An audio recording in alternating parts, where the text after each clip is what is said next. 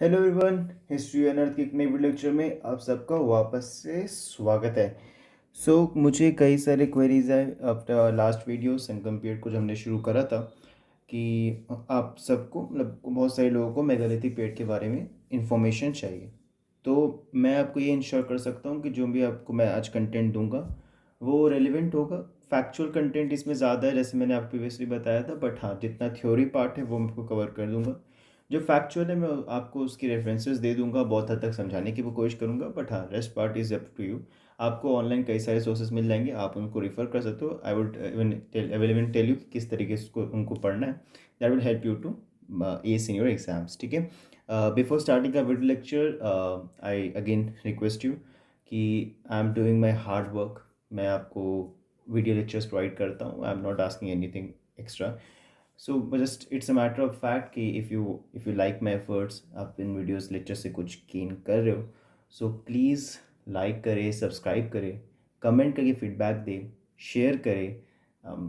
मैं ये आपसे रिक्वेस्ट करता हूँ। एंड किसी भी तरीके की कोई भी क्वेरी होती है आप मुझे कमेंट सेक्शन में बता सकते हो। मेरे इंस्टाग्राम हैंडल पे जो मैंने इस लेक्चर में बता रखा है, कई बार बता रखा है, उन पे आप आके क्वेरी भी पूछ सकते हो। मैं आपको डेफिनेटली हेल्प करने की कोशिश करूँगा।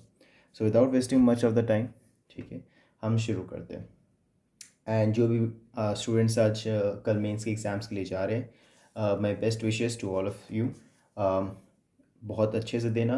कुछ important pointers before starting this lecture: don't bluff, ठीक है, and just stick to the word limits and be confident. आपने साल भर बहुत पढ़ाई करी है एंड बस ये ध्यान रखना कि जो भी पॉइंटर्स लिखो, जो भी फैक्ट्स लिखो, वो क्वेश्चन के अकॉर्डिंग लिखना, वो मत लिखना जो आपको आता है।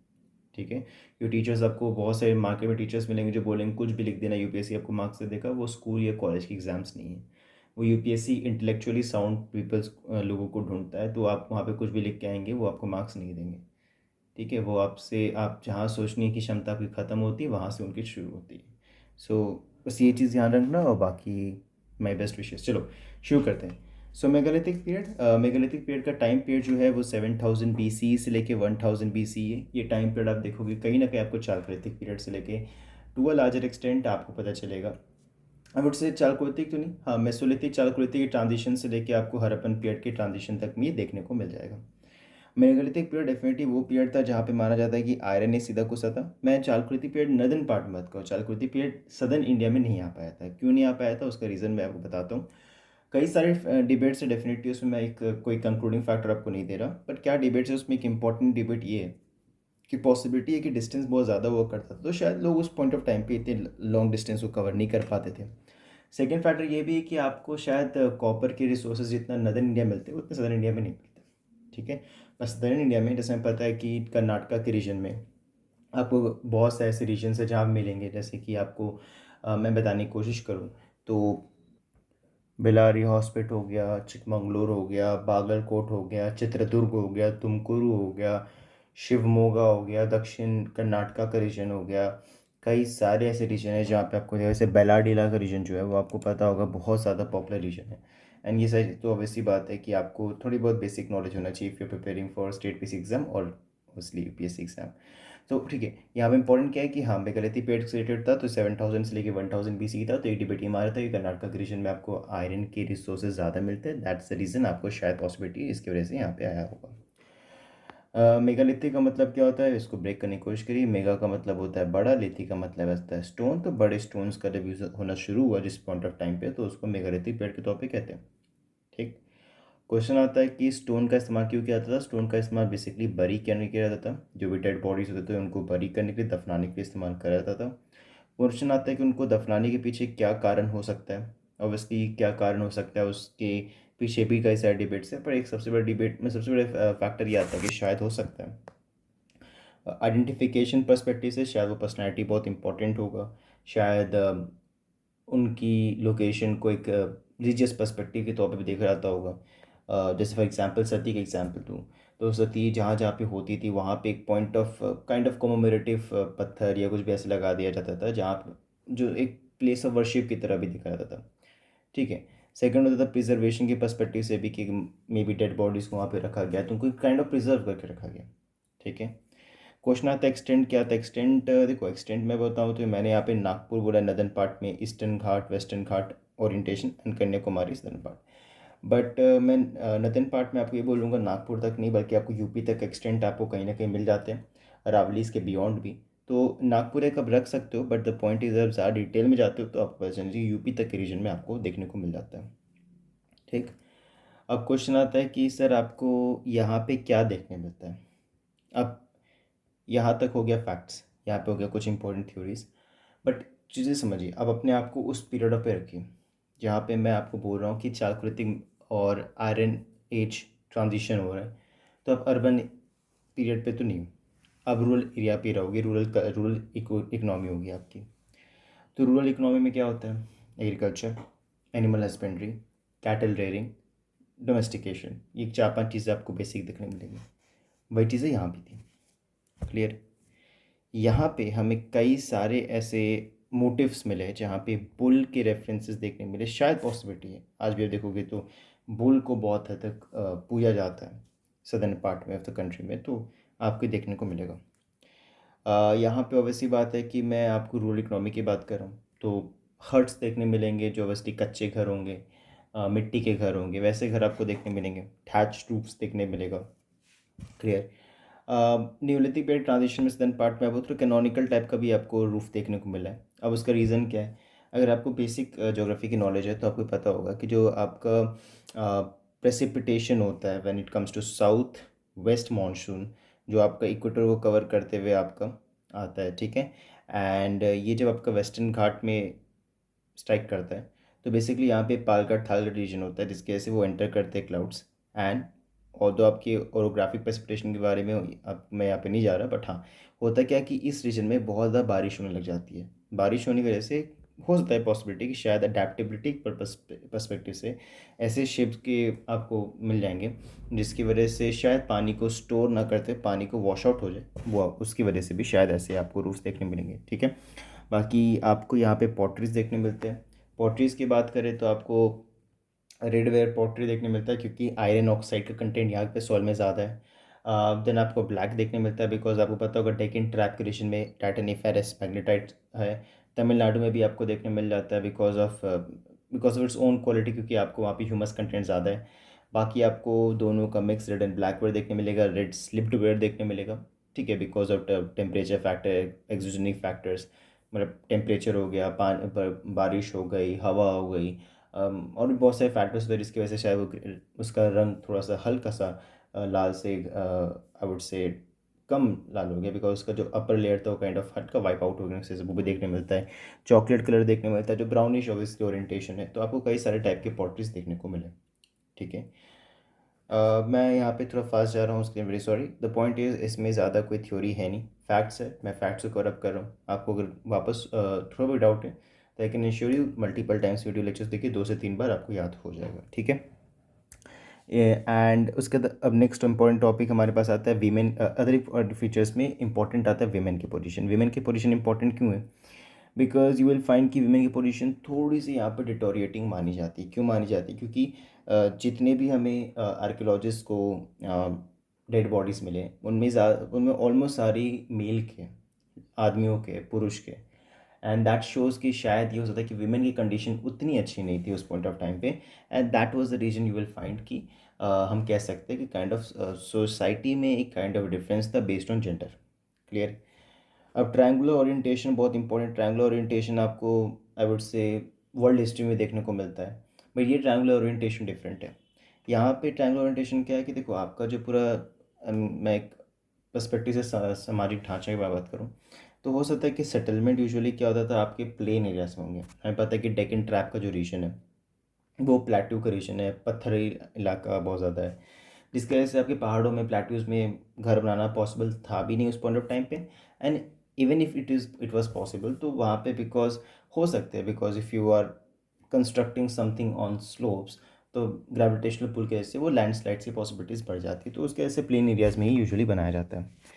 अब रॉक हमें बताया कि अगर आपका घर दूसरी जगह बनाया जा रहा है, पत्थर दूसरी जगह पे, तो आपको वो डिस्टेंस कवर करना पड़ेगा। फिर वहाँ से लेके बरियल अलग जगह पे होती है, तो एक ट्रायंगल ओरिएंटेशन था। सेटलमेंट से रॉक के पास जाते थे, रॉक से बरियल लेके जाता था। अब जो रॉक होता था उसकी साइज़ बहुत बड़ी होती थी। तो ये क्वेश्चन आता है कि यहाँ से यहाँ से यहाँ एंड यहाँ से यहाँ जो जाने का ओरिएंटेशन है वो कैसे किया जाता है। पॉसिबिलिटी में आता है कि एनिमल्स का इस्तेमाल किया जाता होगा, मे बी बुल का इस्तेमाल किया जाता होगा, मे बी इतने बड़े बड़े पत्थरों को उठाने के लिए एलिफेंट का इस्तेमाल किया जाता है। जैसा कि अगर आपको थोड़ा स्टैट्स पता है तो कर्नाटका में सबसे ज़्यादा वॉल्यूम है, डेंसिटी है एलिफेंट्स की। तो पॉसिबिलिटी है, मैं सिर्फ कर्नाटका के एग्जाम्पल के लिए, बिकॉज कर्नाटका में you will find many, it's not just like just in Karnataka, but Karnataka में आपको क्योंकि ज़्यादा देखने मिले इसलिए कर्नाटका में भी, केरला में, तमिलनाडु में, बट कर्नाटका के डिफरेंस से आपको बेटर समझाने की कोशिश करूँ, ठीक है। बहुत बहुत सेटलमेंट सब सीधा बरियल पास चलाते हैं, बिकॉज बरियल बहुत लोकेशन में ऐसे भी होते थे जहाँ पे ऑब्वियसली पत्थर में आपको आसानी से मिल जाएंगे। तो ये आपको ट्रायंगुलर ओरिएंटेशन है। कुछ पॉइंट साइट्स के बारे में आपको बता दें। वेल, ये जो साइट्स है लिमिटेड नहीं, ये आपकी कॉम्प्रिहेंसिव नहीं, बट हाँ इंपॉर्टेंट है, यू मस्ट रिमेंबर दिस दोस्त। तो नागपुर मैंने बता दिया आपको, मैंने कन्याकुमारी बता दिया आपको, मैंने वेस्टर्न घाट ईस्टर्न घाट बता दिया। इनके अलावा आपको आंध्र प्रदेश में नागार्जुना कोंडा देखने मिल जाएगा, नागार्जुना कोंडा, ठीक है, जो कि इम्पॉर्टेंट बुद्धिस्ट साइट भी है। फिर आपको कर्नाटका में ब्रह्मगिरी एंड मस्की एंड थोड़ा बहुत हल्लूर के रीजन में देखने मिल जाएगा। तमिलनाडु में अदिचनालूर का रीजन है, वहाँ देखने मिल जाएगा। और केरला में आपको मुसूरी स्टोपोर्ट का रीजन है, वहाँ पे आपको देखने को मिल जाएगा। तो ये कुछ इंपॉर्टेंट साइट्स है जिनके बारे में आपको याद रखना चाहिए। नो, ऐसा नहीं है कि मैं आपको बोलूँगा कि लिमिटेड 50 मिले हैं, 60 ही आपको ऐसे I would say types of burials मिले। ये कहना गलत होगा, बिकॉज हिस्ट्री में कुछ भी फिक्स नहीं होता, कुछ परमानेंट नहीं होता, ये बात बिल्कुल याद रखिएगा। द पॉइंट इज़ कि आज हमारे पास जितने लिमिटेड सोर्सेज है 50 से ज़्यादा तो मिल चुके हैं, बट वो कितना और जाएगा फ्यूचर में we can't say. Now the next part is, मैं आपको इम्पॉर्टेंट बरियल्स के बारे में बताता हूँ। तो पहला इंपॉर्टेंट बरियल है वो ऑब्वियसली विरक्कल है। विरक्कल इंपॉर्टेंट क्यों होता है, बिकॉज माना जाता है कि राजा राजा चोल जो थे, राजा राजा चोल जिनके बारे में पता है, राजेंद्र चोल के पिताजी, तो जी ठीक है, जिन्होंने राजा राजेश्वरा टेम्पल बनाया था, तो उन्होंने ये कहा था कि उनकी मृत्यु के बाद बेसिकली उनको विरक्कल दिया जाए। Virakkal is kind of an hero stone. इतिहास में कई सारे ऐसे राजा हुए जिनको हीरो स्टोन दिया गया है, तो उनमें से एक ये भी थे। फिर वटक्कल एक होता है, ये सारे फैक्ट्स इनको याद रखिएगा, डाउट होगा तो आप गूगल पे इमेजेस भी देख सकते हैं फॉर बेटर क्लैरिटी। नाडुकल हो गया, डोलमेनॉइड हो गया, ओटक्कल हो गया, कुलिकल हो गया। कुलिकल यूजुअली बच्चों को दिया, कुलिकल बेसिकली सोल्जर्स को, if I am not wrong, soldiers को दिया जाता था। और स्टैंडिंग पोस्चर में इनको रखा जाता था। फॉर एग्जांपल अगर आपका ये बॉक्स है तो स्टैंडिंग पोस्चर में ही रखा जाता था, ठीक है। अर्न बरियल हो गया, सिस्ट बरियल हो गया, फिर आपको केन बरियल हो गया, केल डोमिनोड हो गया, डिपेंडिंग कि आप फॉर एग्जांपल ये ज़मीन है तो ज़मीन के ऊपर में आपका बरियल है, या फिर ज़मीन और मतलब गड्ढे के अंदर बरियल है, ये पूरी धरती के अंदर बरियल है, डिपेंडिंग उसके हिसाब से होता है। सैक्रोफेगस अलग टाइप का एक बरियल है, ठीक है। तो ये कुछ इंपॉर्टेंट बरियल्स है, 10 मिनट ब्रीफ है। इसके अलावा भी बहुत सारे हो सकते हैं डिपेंडिंग। कुछ ऐसे बरियल्स भी होते थे, हम ये मान लीजिए कि जहाँ पे मल्टीपल बरियल्स को एक साथ रख दिया गया, तो उनको अलग नाम से रखा जाता था। तो थोड़ा डिफिकल्ट हो सकता है आपको टर्म्स में, बट ये इंपॉर्टेंट है, प्रीलिमिनरी पर्सपेक्टिव से इंपॉर्टेंट है, नॉलेज पर्सपेक्टिव से तो इंपॉर्टेंट है। अब लास्ट टॉपिक हमारा जो आज का है इस पर्टिकुलर चैप्टर को लेके, कि इसकी इंपॉर्टेंस क्या थी। इम्पॉर्टेंस पहले मैं आपको ये बताऊँ तो देखिए, आपको ये चीज़ समझ में आएगा कि अगर आपको एक बरियल बनाना है तो आपको किस चीज़ की नॉलेज होनी चाहिए, मैथ्स की, ज्योग्राफी की, एंड थोड़ी बहुत आई वुड से साइंस की। तो इन सब की नॉलेज आपको होनी चाहिए, जिसके बारे में पता चलता है कि इनको नॉलेज थी। डायरेक्शन की नॉलेज थी, क्योंकि यूजुअली यू विल फाइंड कि आपके साउथ ईस्ट वेस्ट ओरिएंटेशन कुछ नॉर्थ साउथ ओरिएंटेशन में भी देखने को मिले, ठीक। तीसरा क्या था, यहाँ पे पता चलता है कि बरियल क्या रहता है, आइडेंटिफिकेशन और प्रिजर्वेशन पर्सपेक्टिव से, यानी कि यहाँ पे एक काइंड ऑफ सोशल इंटरेक्शन बहुत स्ट्रॉन्ग था, एंड लाइफ आफ्टर डेथ के कॉन्सेप्ट में वो माना करते थे। ग्रेव गुड्स के एविडेंसेस हमें देखने मिले डेफिनेटली, यानी कि वो और स्ट्रेंथन करता है कि लाइफ आफ्टर डेथ के कॉन्सेप्ट में वो मानते थे। वीमेन की पोजीशन हमने बात करी थी, इसका मतलब है कि समाज में आपका विभाजन था, डिफरेंसेस थे, और जेंडर के बेसिस पर डिफरेंसेस थे। एलिफेंट का इस्तेमाल किया जाता था, यानी कि दे मस्ट बी नोइंग कि कहीं ना कहीं एलिफेंट का इस्तेमाल as a part of transportation and communication perspective से किया जा सकता है। एग्रीकल्चर हुआ करता था, पॉटरीज बना करते थे। पॉटरीज की यूटिलिटी में पता है कई होते थे, उसमें एक perspective storage of the grains होता है। तो इस समय पर रहता है काइंड ऑफ इतना ज़्यादा सरप्लस प्रोडक्शन हो रहा होगा तभी बनाया जा रहा होगा, यानी कि they must be doing some sort of trade, preliminary trade ही सही, बट हाँ वो करा करते थे। इकनॉमी रूरल था, ये हमें पता चल गया। एंड फाइनली आप ये भी कह सकते हैं कि एक kind of they must B believing in ancestral worship, जो होता है ना आपका एंसेस्ट्रल, आपके पूर्वजों की पूजन करना, जो कहीं ना कहीं बहुत स्ट्रांग हुई कनिष्क के दौरान। तो ये चीज़ भी कहीं ना कहीं हम इनका रेफरेंसेस यहाँ पे देख सकते हैं। यहाँ पे हमारा जो मेगालिथिक कल्चर है वो मैंने आपको कॉम्प्रिहेंसिव वे में जितना मुझे लगता है मैं बता सकता आपको बताया, कि इट्स नॉट कि मैंने आपको बता दिया it's an end, no it's not, because megalithic period अपने आप में बहुत ही बड़ा टॉपिक है एंड इट्स नॉट पॉसिबल कि मैं उन सबको कवर अप कर सकूँ in just a matter of 1 और 2 videos. But I have try to cover up this because मुझे नेक्स्ट वीडियो लेक्चर जब भी मैं रिकॉर्ड करूँगा तो मुझे संगम पीरियड में जाना है, तो उससे पहले मेगालिथिक पीरियड को समझना ज़रूरी था, क्योंकि इसके कंटिन्यू में ही आपको पता चलेगा, क्योंकि आपके मेगालिथिक पीरियड में ही आपको चोला चीराज एंड पांड्यस का डेवलपमेंट होते हुए देखने को मिलता है। क्लियर? तो यहाँ पे खत्म, ये वीडियो लेक्चर एंड होता है। Before ending this video again I am requesting you to please like share comment. Reason ये है क्योंकि आप जितना लाइक करोगे, शेयर करोगे, कमेंट करोगे एंड सब्सक्राइब करोगे, उतना यूट्यूब एल्गोरिथम के अकॉर्डिंग वो बेटर सजेस्ट करेगा लोगों को, जिस दूसरों की भी मदद होगी एंड डेफिनेटली जितने व्यूज़ आएंगे उससे मुझे भी कॉन्फिडेंस मिलती रहेगी, क्योंकि मुझे पता चलेगा कि मेरे एफर्ट्स को एक्चुअली वैल्यू किया जा रहा है, because there is otherwise there is no point of investing my time और वेस्टिंग योर टाइम। ठीक है? सो बेस्ट ऑफ लक, पढ़ते रहिए। जय हिंद।